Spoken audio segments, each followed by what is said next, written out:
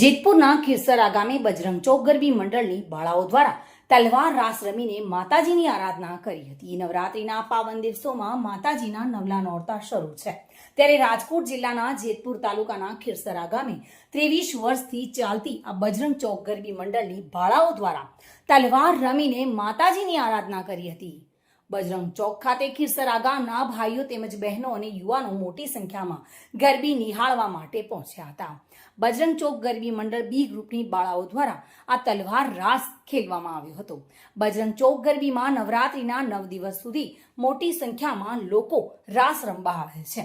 નવરાત્રીના 9 નોરતા સુધી એ ગ્રુપ તેમજ બી ગ્રુપની બાળાઓ એમ 32 જેટલી બાળાઓ ખીરસરા ગામના ગ્રામજનો દ્વારા અલગ અલગ જેમ કે આઈસ્ક્રીમ, બિસ્કિટ વગેરે તેઓને લાણી પણ આપવામાં આવે છે અને દશેરાના દિવસે રાવણ દહનનો કાર્યક્રમ ઉજવવામાં આવે છે।